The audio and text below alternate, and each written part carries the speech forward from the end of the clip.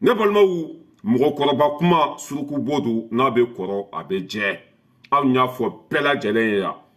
ko min ye Rose Dumbuya a ta tɛ maliko ye a ta tɛ fantanw dɛmɛli ye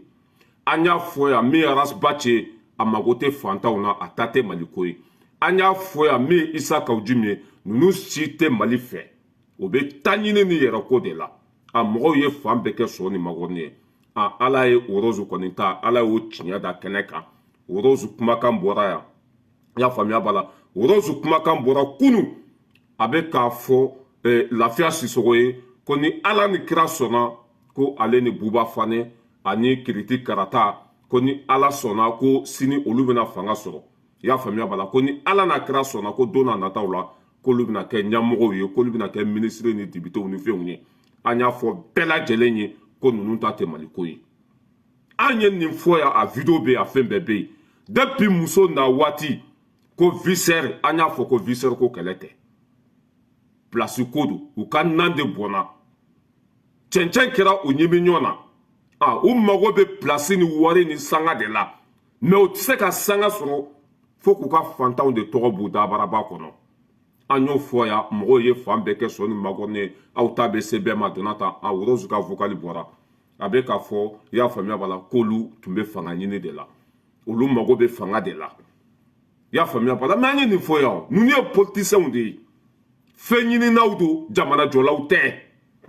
Rose ka vocal bɔra yan an ye nin fɔ depuis kunu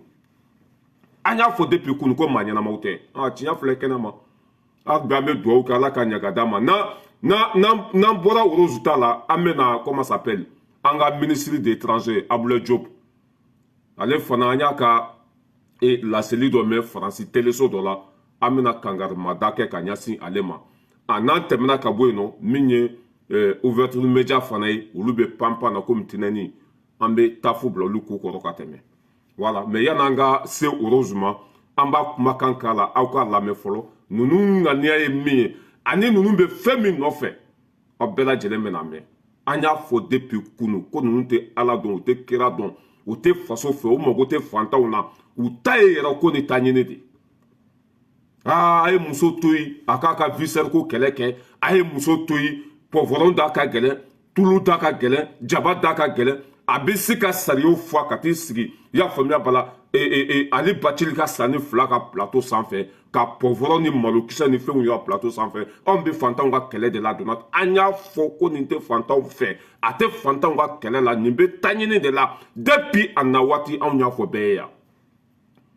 a tiɲɛ tɛ nin kɛnɛ kan anw y'an bolo ɲɛsin yɔrɔ la tile bɛ bɔ yen n'an y'an bolo ɲɛsin yɔrɔ la tile bɛ bɔ yen n'i y'a ye anw ɲɛ ka dɔ fɔ mɔgɔ mɔgɔ ma danbe de t'a la a tigi t'o hɔrɔn ye a tɛ tiɲɛ kan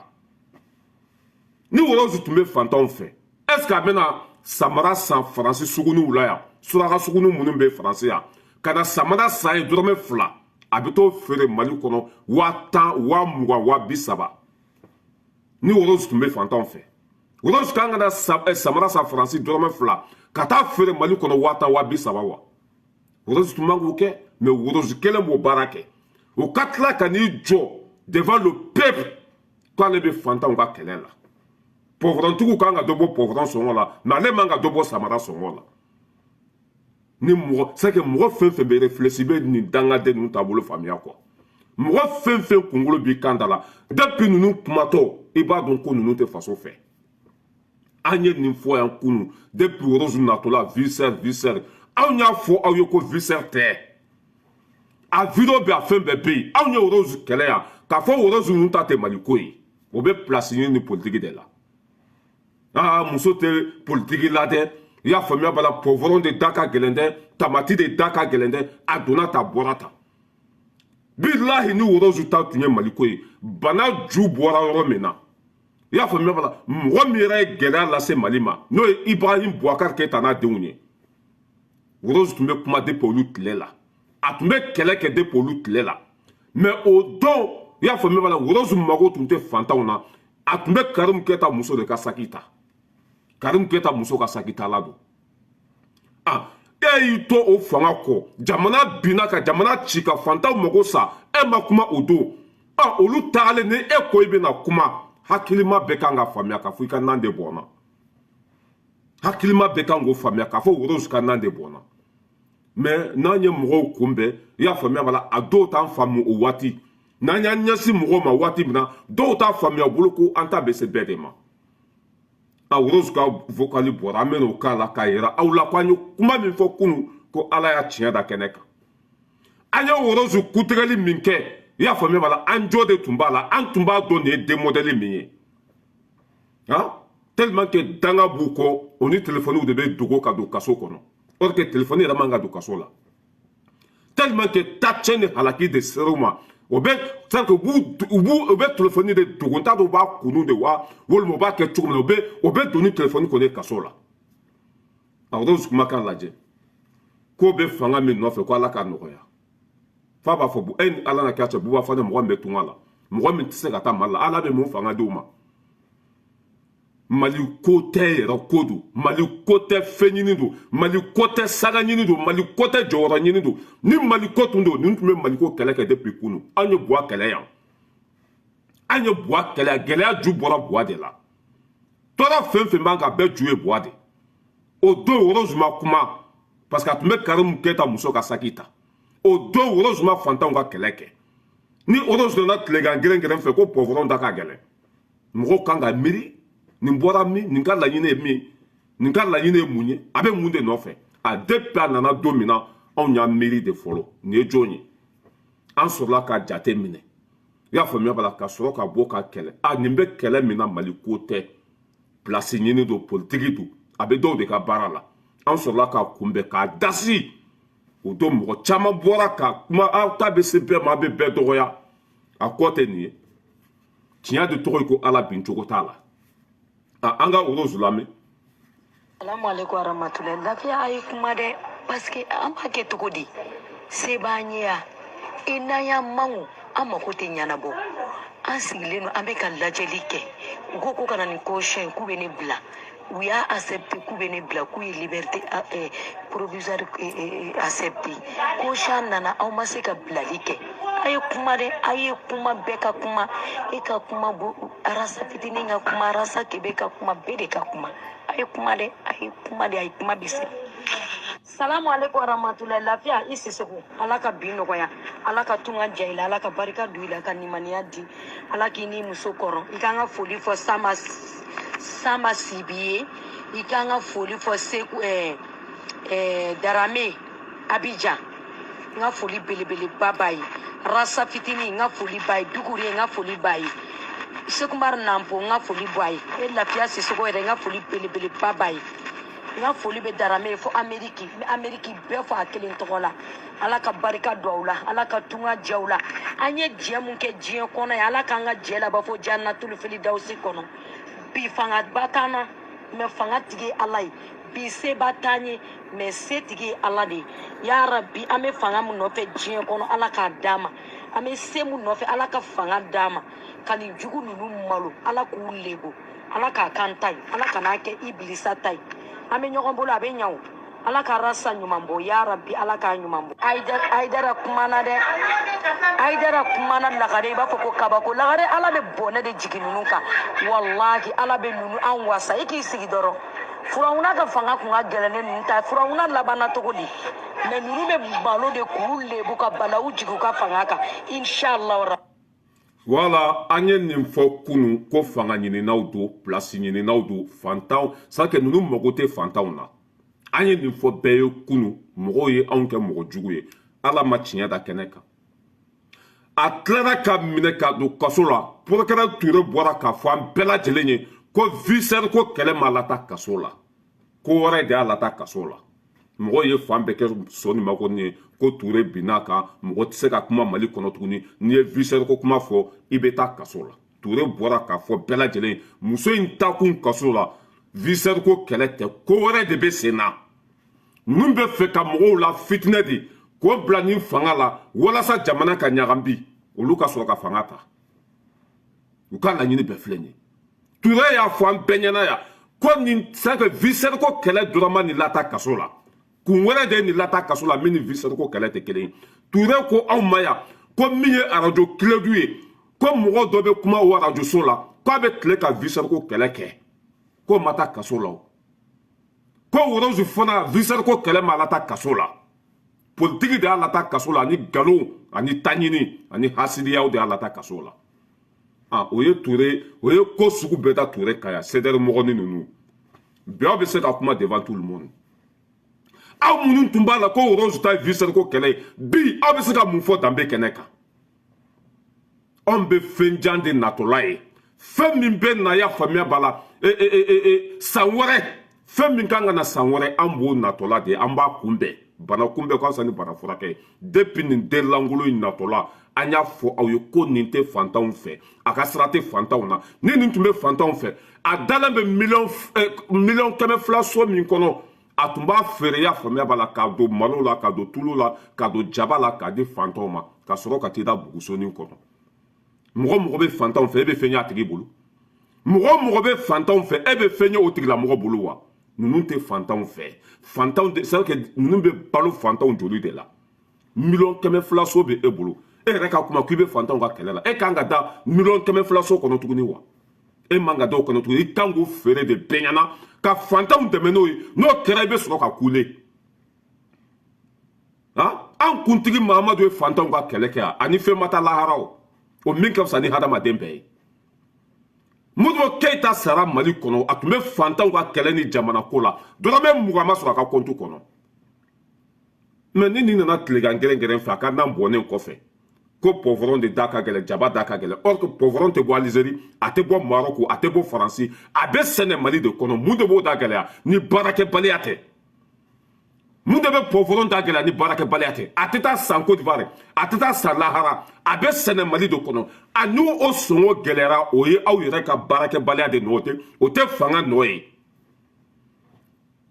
an y'a fɔ aw ye ko politisiyɛnw don o bɛ Faransi ka baara la o bɛ fangakɔrɔ mɔgɔw ka baara la o bɛ taɲini na o bɛ yɛrɛ ko la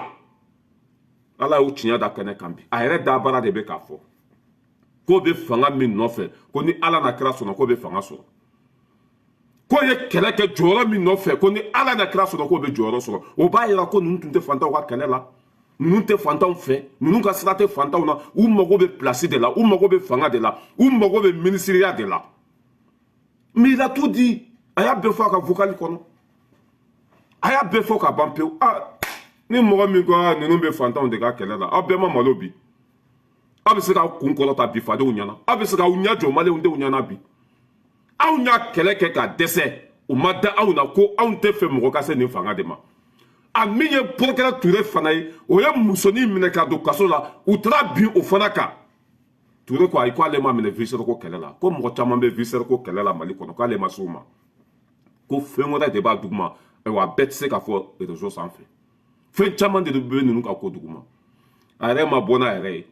tellement que dangadenw don u bɛ ka nkalon u bɛ ka kɛlɛ kɛ nkalon kan fo ala k'u lebu k'u malo k'u sugu yira mɔgɔw la tellement k'u bɛ ka kɛlɛ kɛ nkalonfin de kan fo ala ka ninnu sugu yira maliyɛnw na nkalon tɛ mɛn boli la nkalon mana san 100 kɛ boli la don dɔ la tiɲɛ b'a la jɔ sɔgɔmada kelen tiɲɛ b'a la jɔ an y'a fɔ aw ye ko ninnu ɲɔgɔn denkolon ma wolo ni muso ye Rose Dumbuya Kawu Jim Rasbat ni ninnu ta ye Mali ko de ala kana hɛrɛ kɛ ɲɛ bilahi ni ninnu bɛ faso fɛ ni ninnu bɛ ka kɛlɛ kɛ Mali de kama ala kana hɛrɛ kɛ ɲɛ bilahi o tɛ ala dɔn o tɛ kira dɔn o tɛ Mali fɛ u ka nan de bɔnna buwa tile la nafolo tun bɛ sɔrɔ Asimi tile la nafolo tɛ sɔrɔ a n'u ye Asimi bagabaga Asimi n'u wele ka wari d'u ma n'u ye Asimi dɔgɔya Asimi n'u wele ka place d'u ma u ka kɛlɛ kunbɛn filɛ nin ye sinon Mali ko tɛ fantan ko tɛ papaga tɛ yɛrɛ ko don mɔgɔ min bɛ fantanw ka kɛlɛ la e de bɛ yen ko place mɔgɔ min bɛ fantanw ka kɛlɛ la e de bɛ yen ko aw ye kɛlɛ kɛ jɔyɔrɔ min nɔfɛ ko ala bɛna nɔgɔya don dɔ la imagine ces gens là voilà on a dit ça ici avant-hier an y'a fɔ yan depuis Rose na waati k'an ta bɛ se bɛɛ ma a mɔgɔ minnu y'anw dɔgɔya olu bɛ se k'u kun kɔrɔta bi k'anw lajɛ wa o tɛ se ni danbe b'u la o tɛ se u ma ɲi Rose Kawu Jim ninnu u bɛɛ bɛ Faransi ni fangakɔrɔ mɔgɔw de ka baara la o tɛ se u ma bila ni fanga in na foyi la u ka nan de bɔnna mais e bɛ dɔ kɛ kaso la i m'a fɔ k'i ye miliyɔn 1 sara ko hali bi ma bila nin vocal min bɔlen filɛ nin ye i bɛ dɔ fara i kungo kan billahi e be bo kasa same fo ki nugu den tigɛ ye e be to ka kaso la billahi ɲɛ kale ala la ni sa e ni telefoni yɛrɛ man ka don kaso la kuma ma se vocali ci ni fɛnw ma ko lafiya susogo ninnu ka bɔ lafiya susogo bi sigi video la i y'a faamuya la k'a daminɛ sɔgɔma fo ka taa se sini sɔgɔma ma i y'a faamuya mɔgɔ 5 t'a lajɛ mɔgɔ 5 tɛ don a ka live kɔnɔ o bɛ e dɛmɛ ka taa min mɔgɔ ka sira tɛ mɔgɔ mun na mɔgɔ minnu barika banna nafa t'u la u bɛ nkalon kan lafiya susogo bi sigi video la 24 heures i y'a faamuya bala hali 5 personnes tɛ don a ka direct kɔnɔ o b'i dɛmɛ ka taa min mɔgɔ ma se k'a yɛrɛ dɛmɛ aw bolo ko maliyɛnw kunkolo tɛ yan mɔgɔ fɛn fɛn bɛ tiɲɛ kan maliyɛnw bɛ k'i fɛ n'i bɛ nkalon kan maliyɛnw ka sira t'i la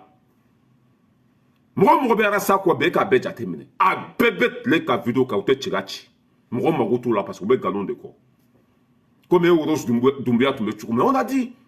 a bɛ se ka taa suguni kura la ka malo bɔrɔw ta i y'a faamuya ka sɔkisɛw ta ka kɔgɔmuguw ta ka jabaw ta ka taa renouveau kɛ suguni kura ye quoi ka taa renouveau kɛ woninda ye ka t'o sarada olu ka tabaliw sanfɛ a pɔfɔrɔ de da ka gɛlɛn ne bɛ fantanw de ka kɛlɛ la a yɛrɛ ma bɔ k'a fɔ bi k'ale tɛ fantanw ka kɛlɛ la k'a tun bɛ place ɲini de la k'a tun bɛ jɔyɔrɔ ɲini de la a yɛrɛ ma bɔ k'a bɛɛ tiɲɛ fɔ bi on a dit ça depuis hier aw kana taa ni muso in a tɛ faso fɛ aw kana ni muso in kumakan ta ka baara kɛ a bɛ yɛrɛ ko de la mɔgɔ min bɛ avion ta ka bɔ Mali la ka na Faransi yan i y'a faamuya ka taa suraka suguni ninnu na dumasi suguni ninnu ni samedi suguni ninnu bɛɛ b'a dɔn ko muso samarani ninnu o sugu ninnu na a tɛ tɛmɛ euro dɔrɔmɛ 2 kan 2 euros a tɛ tɛmɛ o kan mais Worosi bɛ n'a san yan 2 euros ka taa feere Mali la 1000 o tigi bɛ hinɛ dɔn wa o tigi b'a faso fɛ wa o tigi bɛ fantanw fɛ wa mɔgɔ min bɛna samara san dɔrɔmɛ 2 ka taa feere Mali kɔnɔ 1000 20 30 musow ka sakini ni musow ka senna samara ka t'o feere sugu la Mali kɔnɔ 1000 20 30 o tigi mago bɛ fantanw na a bɛ kɛri bila quoi jugusago den dɔ nana tuguni a bɛ ka tête de mort bila i y'a faamu o tigi mago bɛ fantanw na mais n'anw ye fɛnja nɔtɔla ye ka sin ka bɔ k'a kunbɛn o waati dɔw t'a faamuya o waati dɔw t'a ɲini ka faamuya Worosi tɛ ala dɔn a tɛ kira dɔn a tɛ Mali fɛ o de la ala bɛ k'u malo don o don ala bɛ k'u ta tiɲɛ ala bɛ k'u nagasi an bɛ réseau in sanfɛ yan san joli i y'anw malotɔ de yan an bɛ réseau in sanfɛ an donna ko la ko tiɲɛna wa anw ni Arasibaci dɛmɛ yan Mali bɛɛ kɛra fɛ ka Sumayila dɛmɛ yan Mali bɛɛ kɛra fɛ ka tila ka na Asimi ninnu dɛmɛ bi Mali bɛɛ b'an ka côté la u b'a yira k'a fɔ barika de bɛ anw na an bɛ tiɲɛ de kan anw tɛ video kɛ wari kama dɛ video ta anw bɛ balo an b'an faso de fɛ o cɛ tɛ yen min ka wari b'an kɔnɔ réseau in sanfɛ a tɛ yan an bɛ ka kɛlɛ kɛ bɛɛ ka lafiya de kama ne nana fantanw tɔgɔ ta k'o kɛ birifini ye k'o kɛ fɛn ɲini ye k'o kɛ jɔyɔrɔ ɲini ye k'o kɛ fɛn bɛɛ tagalen ɲɛfɛ i bɛ malo de a bɛ komi Arasibaci kelen in ka fantanw tɔgɔ ta Buwaka bila Buwaka ta a labanna cogo di ka fantanw tɔgɔ ta k'e bɛ fɛn ɲini n'a ye ala t'a ɲɛ i bolo ala t'a ɲɛ mɔgɔ de bɛ fantanw kɛ commerce ye ka fantanw kɛ jagokun ye bilahi fɛn bɛ yɛlɛla ɲi tɛ fɛn min t'a kɔnɔ o de kɛra Worosi ninnu ta ye i musokɔrɔbatɔ bi visɛri ko kɛlɛ o taara laban place ɲini de la visɛri ko kɛlɛ o taara laban politique de la visɛri ko kɛlɛ o taara laban yɛrɛ ko de la e denw bɛ se k'u kun kɔrɔta bi fadenw ɲɛna wa e denw ekɔliso la bi u n'u fulaw mana kɛlɛ cɛ u b'a fɔ cɛ y'i daminɛ ka bɔ i ba ye nkalontigɛla de i ba ye nin fɔ k'a bɛ fantan i ba laban taara kɛ nin ye ninnu mago t'u denw na u mago t'u mais danbe t'u la quoi e ɲɛ t'u la a bɛɛ dulɔ minna ni jugusago a bɛɛ kafiri wa kɛ kaso kuntala bilahi ni ne bɛ Ture place la 1 million i y'a faamuya b'a la a y'a don malo la ka di fantanw ma ka tila ka dɔ fara ka condamnation kan ka dɔ fara parce que kelen ka don ni téléphone ye kaso la c'est interdit ɲa bɛ kɔrɔ Abu sigilen na min tun bɛ fɛ ka sama bali remplacer Arasa minɛnen ka don kaso la o ka cɛ ni nɔgɔlen cɛ fasalen ni finikalala in ɲa b'o fana ka video kunkurunin dɔ la ko téléphone kan ka don kaso la e y'o kalan kɛ min cɛ ye mɔgɔ ko da bila k'a ɲɛsin tiɲɛ ma c'est interdit téléphone ka don kaso la téléphone man ka mais ko ne ye kaso kɛ yan moi j'ai fait 2 ans ici ka kaso kɛ Mali la mɔgɔ ni téléphone tɛ don kaso la i dontɔla i y'a faamuya b'a la i bɛ f'u ye hali kunsigi a bɛ gana ka bɔ i kun na kuma ma se téléphone ma hali kunsigi o b'a gana ka bɔ i kun na kuma ma se i ni téléphone ka don muso ni téléphone bɛ don cogo jumɛn o bɛ dɔ fara i kungo kan c'est interdit par la loi o bɛ se ka dɔ fara i ka kaso kuntala kan mais dangadenw don o ye mɔgɔw de tɔɲɔ u binna mɔgɔw kan de o tun bɛ ka mɔgɔw nɛni fu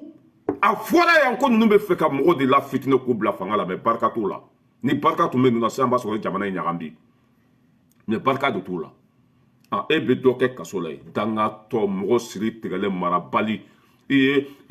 ye faso nafolo suɲɛ ka t'i ka sow jɔ parce que suɲɛni ye mun ye e tun bɛ Karimu Keyita kɔ a bɛ ka wari min d'i ma faso nafolo don e tun bɛ buwa min kɔ wari min tun bɛ ka d'i ma faso nafolo don e tun bɛ RPM kɔnɔ i y'a faamuya la faso nafolo bɛ di olu ma san o san 1 milliard et quelque o wari min tun bɛ ka di e ma o sungurubaya ni fɛn ninnu na bilahi ne bɛ bɔ kaso la juru bɛ yɛlɛ e la i ka so ni i b'a fɛɛrɛ haraw tɛ o kungo ɲɛnabɔ quoi bilahi e bɛ dɔ kɛ kaso la yanni i ka bɔ juru bɛ yɛlɛ i la sɛgɛn b'i minɛ i laban b'i ka so feere bilahi a t'o kungo ɲɛnabɔ parce que i mana fɛn fɛn sɔrɔ nkalon kan a kɔ ye malo de i mana fɛn fɛn sɔrɔ nkalon kan o nkalon kelen bɛ tila k'o fɛn minɛ i la kafiri ninnu sunguruba retraité dati banni Karimu Keyita muso ka saki t'a la u kana ko viscère ko kɛlɛ e delila ka fantan jumɛn bɔ nɔgɔ la e delila ka fantan jumɛn dɛmɛ yan e dalen bɛ 1,200,000 so kɔnɔ e m'o feere k'o di fantanw ma e bɛ se ka fantanw dɛmɛ cogo jumɛn nataba sugu lamini ko ni ala n'a kira sɔnna olu bɛɛ bɛna kɛ mɔgɔbaw ye Mali kɔnɔ Buba Fane mɔgɔ min c'est pas la peine n'i ye Buba Fane tɔgɔ fɔ dɛ garijɛgɛ bɛ siri n'i ye Buba Fane tɔgɔ bɔ i da kɔnɔ bilahi hali hɛrɛ i t'a sɔrɔ hali ka video a tɛ partager n'i ye Buba Fane tɔgɔ bɔ i da kɔnɔ a ɲɔgɔn tɛra jugu dɛma wolo Mali kɔnɔ o de bɛ ɲɔgɔn wele la lafiya Sisoko dɛ Buba Fane dɛ kasa an bɛna kɛ mɔgɔba ye Mali kɔnɔ fantan dɛmɛ ni mɔgɔbaya fantan dɛmɛ ni pilasi fantan dɛmɛ ni minisiriya fantan dɛmɛ ni jɔyɔrɔ ɲini mais c'est fou fantan ko tɛ Asimi ninnu ye u ka nan bɔ u bɛ mun de kɛ sa ka Asimi ninnu takinɛ n'o kɛra ni Asimi tɛ mɔgɔ jɔlen ye a ye na fara an kan a ye wari d'u ma a y'u wele a k'u nɛgɛ o tɛ kɛ Asimi tile la bɛɛ bɛ malo fasoden jugu bɛɛ kɔ bɛ bɔ fiɲɛ la ala b'a bɛɛ ta tiɲɛ k'a bɛɛ nagasi k'a bɛɛ malo a fasoden jugu bɛɛ bɛ malo rasba cogo de y'a fɔ la o bɛ min jama min tun b'a k'o jama bɛ min a bɛɛ y'a bila parce que a ye Maliko bila Kawuji min nana a panpan na Imam Diko le sage waraba mɔgɔ kɛra Kawuji min fɛ ale bolo k'ale kɛra ala ye Kawuji min tɔgɔ tun bɛ bɛɛ da waati M5 ko kɛlɛ la dangaden bɛ ten de ala c'est que ni ala y'a layɛlɛ a bɛ tila k'a bila kɔjɔlan kan k'a kɔ pɛrɛn Diko nana ka Kawuji min fana don da la o Kawuji min kelen nana Diko kɛlɛ yan ka bɛɛ kɛlɛ o laban bɛ cogo di hali perekali tɛ ka san tuguni kasankɛ mɔgɔ mako t'a la ka tila ka don sento kɔnɔ o de laban filɛ nin ye gɛribuya ni dangadenya la arajo ni ɲɔgɔn cɛ ninnu tɛ don da la parce que u bɛ nkalon de kan mɔgɔ bɛ nkalon kan ala b'i mago sa ala b'i lebu an bɛ tɛmɛ ka bɔ yen nɔ an bɛ na comment s'appelle yanni waati kan t'an tɛgɛ ma an bɛ na an ka minisiri ɲuman t'a dɔn wala video filɛ yan Diop. Il n'y a pas eu de massacre dans cette localité. Contrairement aux allégations mensongères qui sont propagées ici et là pour démoraliser notre armée d'une part, mais aussi pour défendre des positions de pays qui aujourd'hui sont en perte de vitesse au niveau du Mali et qui cherchent tous les moyens pour pouvoir reprendre position dans notre pays. Donc pour vous, pas de civils tués, comment vous expliquez ces dizaines de témoignages auprès des ONG, mais dans la presse écrite, également vidéo. On a eu des vidéos très récemment de citoyens maliens qui décrivent avec une grande précision ce qui s'est passé. Il y a beaucoup de citoyens maliens aussi qui décrivent avec une grande précision que les populations n'ont pas été tuées. Nous avons des... Voilà, an b'a lajɔ yan pour que vidéo kana janya Diop n'i y'a ye nin kuma sugu ninnu bɛ fɔ aw ma a sɔnna ninnu ka wele jaabili de ma n'i y'a mɛn a bɔnna sanfɛ a sigira kan ten aw ye Faransi gɛn yan ka RFI gɛn yan ka France 24 gɛn yan mun de b'a to n'aw b'aw da don ninnu da la i kana dan ka kuma ɲuman fɔ dɛ ne kɔni bolo a ɲuman ye min ye dɔrɔn a ye ninnu fɛ kuma ye k'a to yen pewu ninnu ka kuma ɲɔgɔnya k'a dabila pewu aw de ye France 24 gɛn yan ka RFI gɛn yan ka bɛɛ gɛn yan olu mɔgɔ kelen ninnu bɛ tila k'aw wele k'aw dɔgɔya ka nkalonfin ta ka nɔrɔ an na ko Mali population tilankɛ bɛɛ bɛ k'a fɔ bi ko civiliw de fagara mun kan ne tun banna nin ka weleli ma nin kuma sugu bɛ fɔ wa nin kuma sugu bɛ fɔ a y'a kɛ ala kama sa c'est aw valeur ka bon ninnu ma aw taara ka ninnu to mun de la bɛ ka segin aw kɔfɛ ni bilala fadenw ɲɛ taa ka n'i kɔfilɛ mais pourquoi aw bɛ k'aw kɔfilɛ pourquoi aw bɛ k'aw kɔfilɛ c'est là que je comprends pas n'a fɔra Diop ninnu ɲɔgɔn mɔgɔbaw Mali bɛ ka segin a danbe kɔnɔ an bɛ ka avancer ah ni wulumusoninw ninnu ka to ka wele ko wa donna manamanakan fɔ la cɛ aw valeur ka bon ni ma sa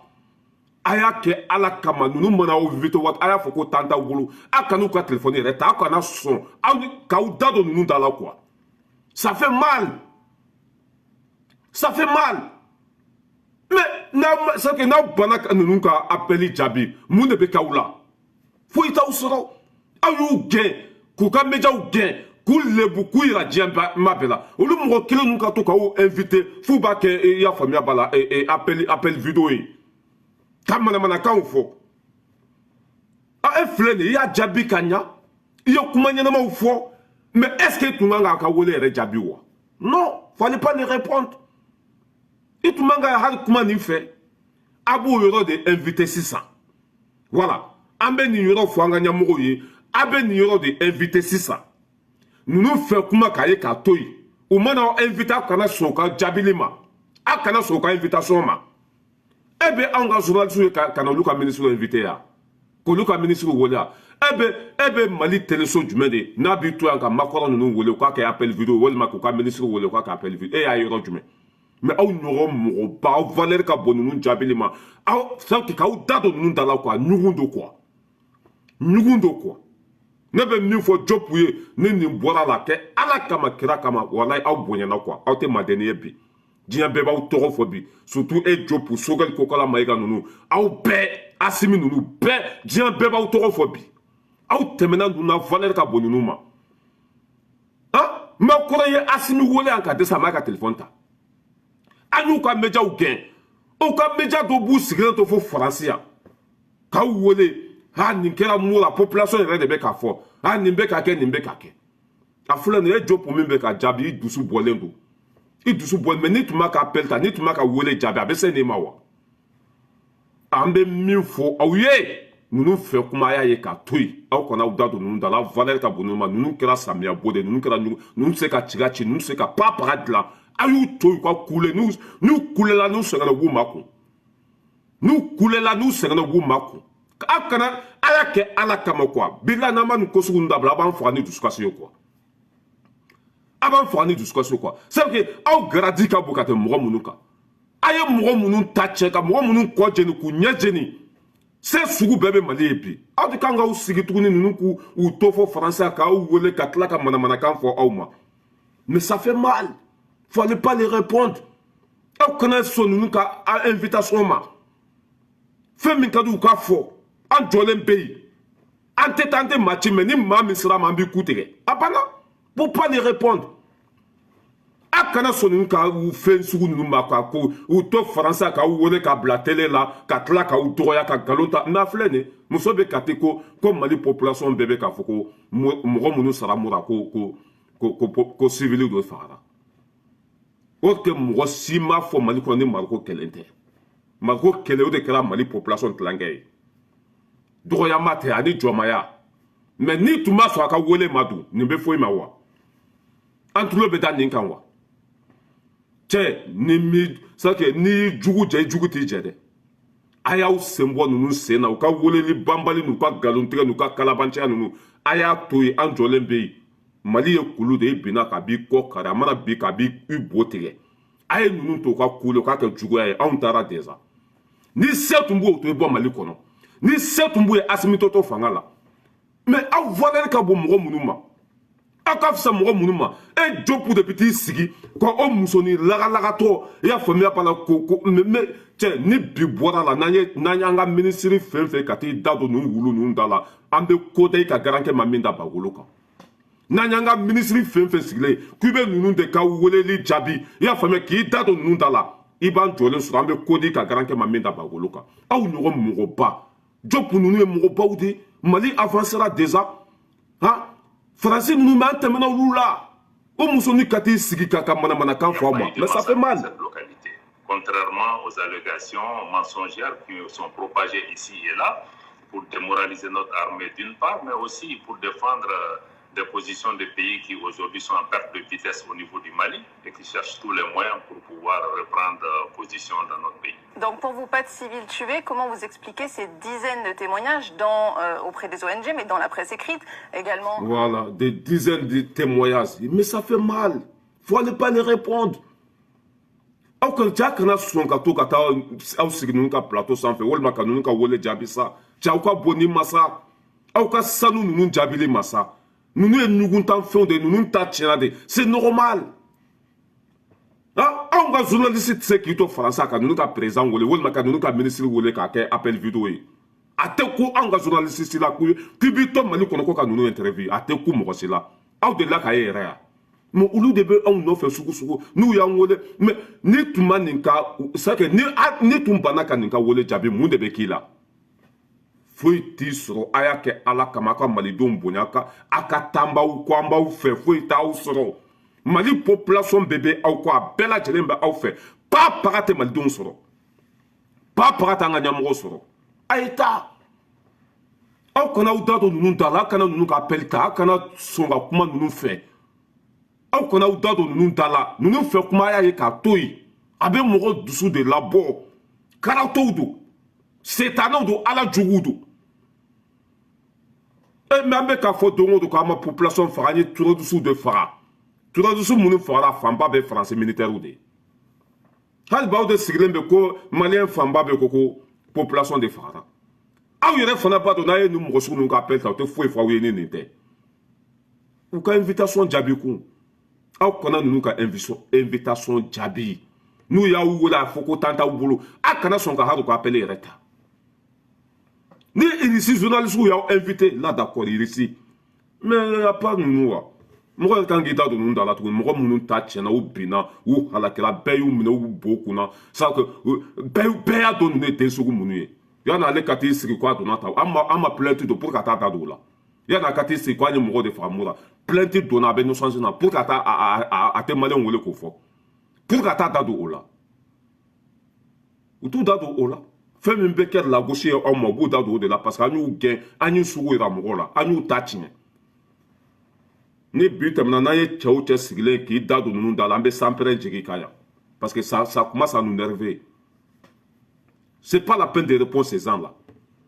ninnu ye ninnu jaabi mun de bɛ i bɛ bɔ i place la quoi i tɛ bɔ i place la maliyɛnw b'i fɛ aw kana aw da don ninnu da ninnu ye kafiriw de mais c'est décevant voilà an bɛ tɛmɛ ka bɔ yen nɔ an bɛ na ouverture média yanni an ka waati ka se an ɲɛ bɛ jɛ faga sigilen na ko maliyɛn minnu ye Côte d'Ivoire buruja ko k'a fɔ an mago t'u ka courant na n'a ka d'u ye u ka tasuma k'u ka courant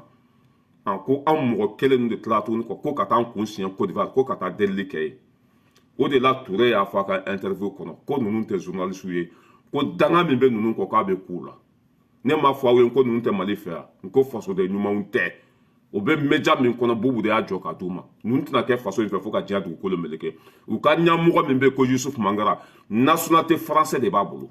nationalité français français man u ka nationalité d'u ma i b'u bonya de diyagoya i b'u dɛmɛ de diyagoya i bɛ kotuw ta la de diyagoya i m'a ye fasoden ɲuman o tɛ wele ouverture média la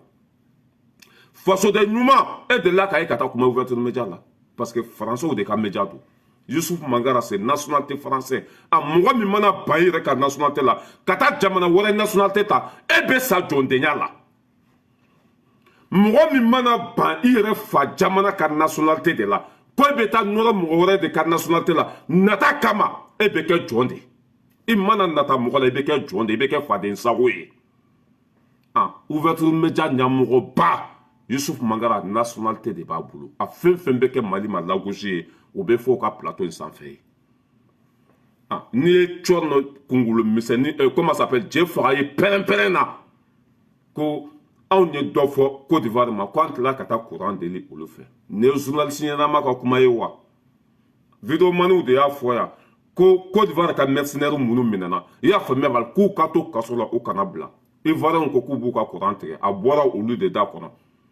an ko ni courant tigɛ da a y'a tigɛ mais a ma fɔ c'est que mɔgɔ ma kuma u kan ten o mais kuma tɛ daminɛ a daminɛyɔrɔ la parce que hɛrɛ ni b'olu dusukun na sinon kuma in fɔra cogo min na an y'u ka mercenaires de minɛ kɛlɛ wulila nin cogo de la ko an k'u bila k'an t'u bila k'u b'u ka courant tigɛ an ko k'u ka courant tigɛ an tɛ kala ye k'an ɲɛ turu kala la an ye mɔgɔ jugu de minɛ mais k'a fɔ k'i b'an bagabaga i ka fɛn kama k'an k'i ka mɔgɔw bila i ka mɔgɔw dun minɛna sonyani na o minɛna bingali la an t'u bila nin bila cogo la n'a ka d'u ka courant tigɛ an ka président m'a fɔ an ka ministre m'a fɔ an ka député m'a fɔ vidéomaniw de ye nin kuma sugu ninnu fɔ na an ka kɛ an ka ministre ka taa Côte d'Ivoire ka taa courant ɲini na parce que an ka wari de bɛ Côte d'Ivoire courant na Côte d'Ivoire courant an ka cotisation de bɛ yen san o san an bɛ wari de sara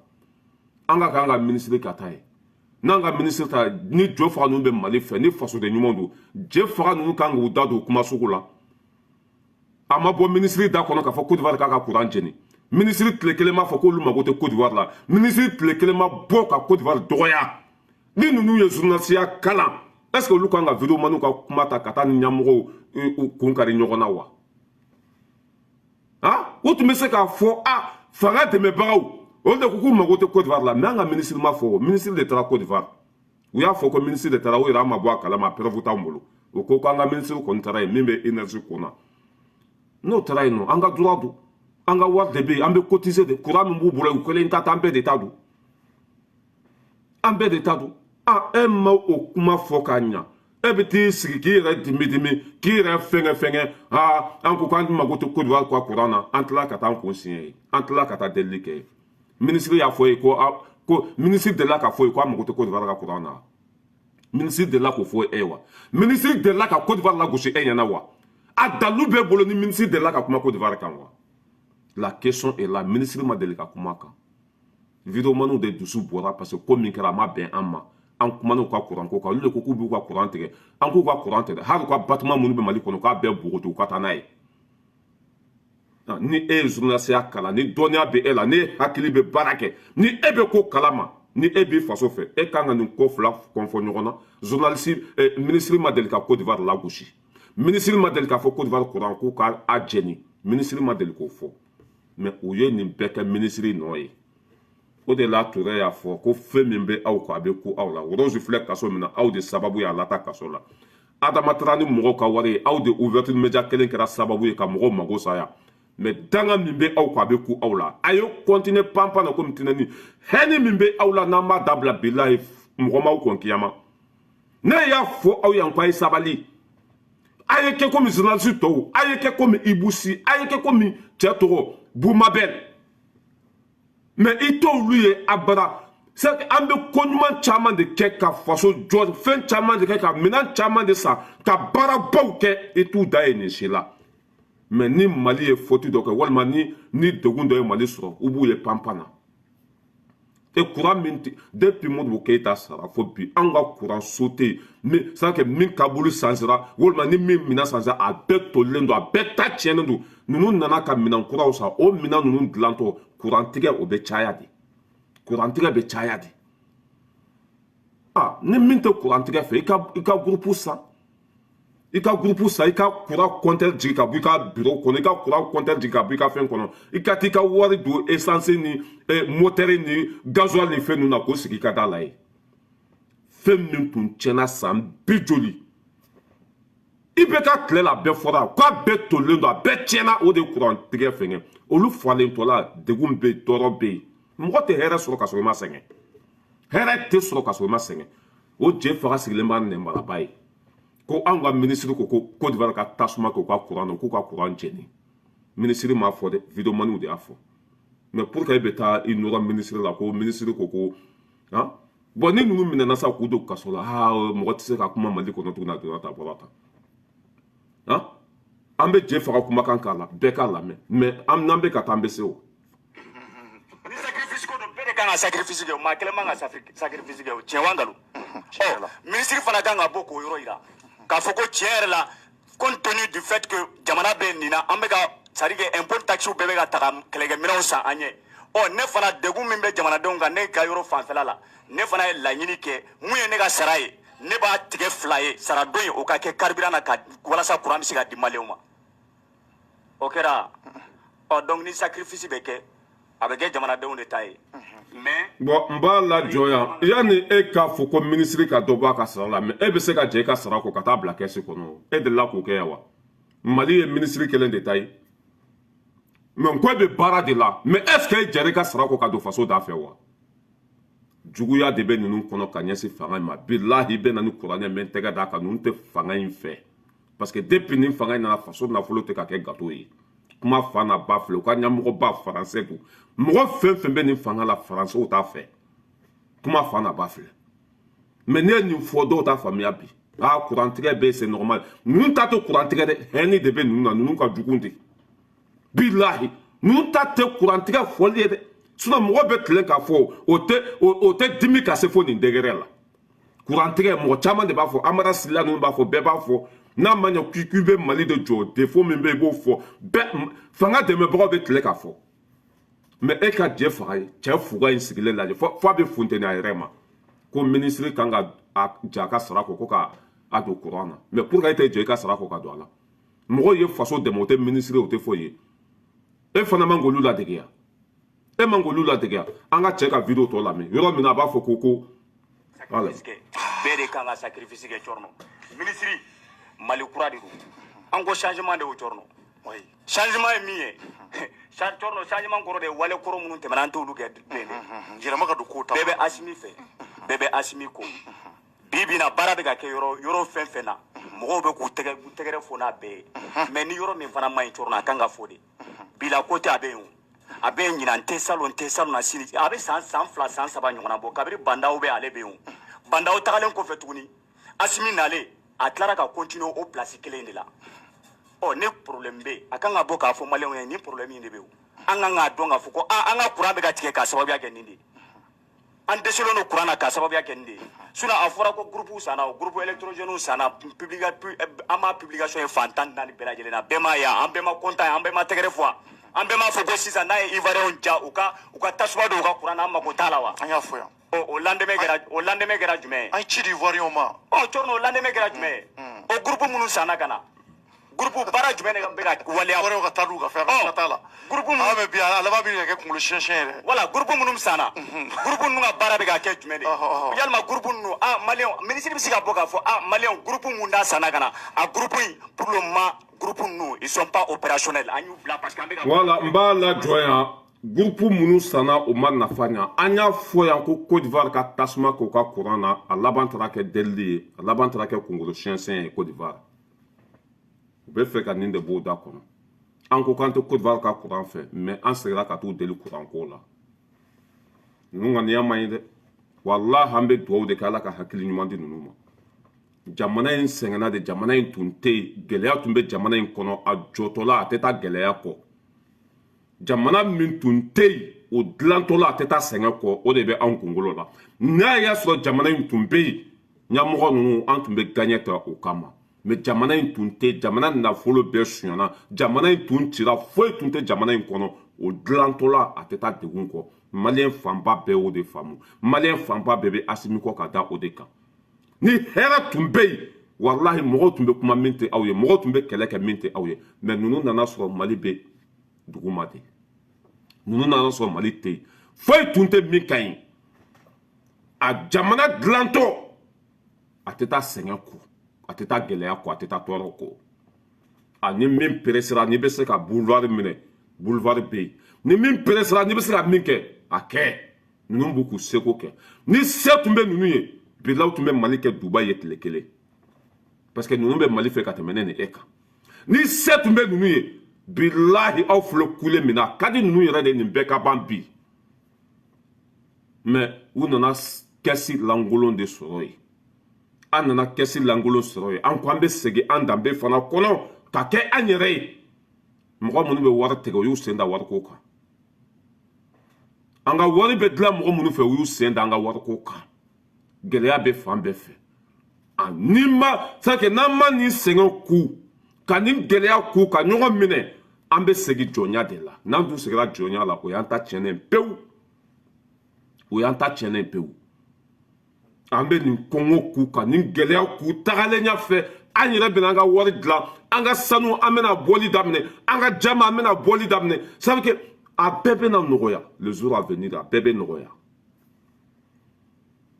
a bɛɛ bɛ nɔgɔya mais n'aw taara aw sigi y'a faamuya k'an ye dɔ fɔ Côte d'Ivoire ma k'an tila ka taa courant deli ye nin kan ka bɔ aw da kɔnɔ en tant que le journaliste vidéomaniw de y'a fɔ ministre ma Côte d'Ivoire lagosi a tile kelen ma dɔ fɔ Côte d'Ivoire ma mais n'aw ko k'an ye dɔ fɔ Côte d'Ivoire ma k'an ko Côte d'Ivoire ka courant tasuma yɛrɛ k'a minɛ k'an tila ka taa k'o siɲɛ ye mais an ka wari de bɛ don u ka courant ko la courant min bɛ yen u kelen t'a sara bɛɛ de ka wari b'a la Afrique dugu caman bɛ cotiser n'aw t'a dɔn a fɔtɔla filɛ nin ye an ka wari de b'a la an ka droit don an ka droit don et puis kɛlɛ min b'an ni ɲɔgɔn cɛ a ma wuli tan dɛ olu de mercenaires bila k'u kana faga olu minɛna u ka k'an k'u bila k'an t'u bila u k'an k'u bila k'an t'u bila u sɔrɔla k'a fɔ k'u b'u ka courant tigɛ an k'u kana dan ka courant tigɛ dɛ u ka bâtiment minnu bɛ u k'a bɛɛ bogoto ka taa n'a ye vidéomaniw de ye nin kuma fɔ mais n'a taara vidéomaniw ka kuma kɛ ministre ka kuma ye aw bɛ fili kɔnɔ dɛ bon n'i ye ninnu minɛ sa k'u don kaso la u bɛ n'u jɔ ko non mɔgɔ tɛ se ka kuma jamana kɔnɔ tuguni n'i ye nin petinin sigilen ye radio so la k'ale bɛ pɛrɛn-pɛrɛn e tɛ se ka ci ka ci ka t'i minɛ dɔ k'i souffler i y'a faamuya b'a la i bɛ boli k'i ka radio to ninnu tɛ faso fɛ dɛ ouverture média aw bɛ mɔgɔ ɲuman jumɛn y'u ka plateau sanfɛ a tɛ yen ouverture média aw bɛ mɔgɔ ɲuman jumɛn de y'u ka plateau sanfɛ a tɛ yen a ye mɔgɔw c'est que ka mɔgɔw sama ka taa Adama ma Adama ko bɛ niveau jumɛn na da tɛ ka maga o la n'aw tun tɛ mɔgɔ tɛ t'u ka wari di Adama ma aw bɔra u la a bɛ n'aw da don courant ko ni fɛn ninnu na danga de bɛ aw kɔ Touré y'a fɔ dɛ procureur Touré y'a fɔ ko Woroz ka kasolataga aw de taara téléphone sigi a da la ka taa manamana kumaw fɔ o de y'a ka kasolataga teliya a bɛ ka mɔgɔw bila problème kɔnɔ dɔrɔn han voilà k'a fɔ aw ye ministre tile kelen ma dɔ fɔ Côte d'Ivoire ma vidéomaniw de ye dɔ fɔ Côte d'Ivoire ma n'aw bɛ kuma ye kuma fɔ ka ɲa mais an ye dɔ fɔ Côte d'Ivoire ma a taara kɛ kunsiɲɛ ye dɛ a bɛ ɲini ka kɛ malo ye dɛ a bɛ ɲini ka kɛ tan k'an tɛ reculer tuguni dɛ et puis là hali n'an bɛ bougie de mɛnɛ an b'a minɛ ni funteni b'an faga a b'an faga ni fɛn min bɛ kɛ baara de bɛ ka kɛ fɛn min se t'an ye an tɛ se k'an golo tigɛ k'o dilan fɛn min se t'an ye an tɛ se k'an fari tigɛ k'a kɛ wari ye c'est ça mɔgɔ tɛ Mali fɛ ka ninnu bɔ tɔɔrɔ min bɛ u bɛ fɛ a ka ban mais n'a se t'u ye dun an bɛ taa dɔɔni dɔɔni de n'a se t'u ye an bɛ taa dɔɔni dɔɔni ni min peresera boulevard bɛ yen e tɛ impôt sara e tɛ pan paga la n'aw nana k'a bɛɛ ka dilan tile kelen fɛn min ka gɛlɛn o ye lakana de o bɛ ka dilan ni lakana sabatira a bɛɛ bɛ na o kɔfɛ ni min peresera ta bilahi ni courant se tun bɛ Asimi walima ni courant se tun bɛ nin fanga ye sisan tun tɛ nin courant ko man ka sɔrɔ ye han an ka aide bɛ ka tigɛ fan bɛɛ fɛ juguw b'an nɔfɛ fan bɛɛ fɛ an sigilen bɛ Bamakɔ Bofara la waati min na jugu bɛ an kan mais a ka bɔ hakili ma hakɛto bɛ kuma kɔnɔ wasalamu Ala ka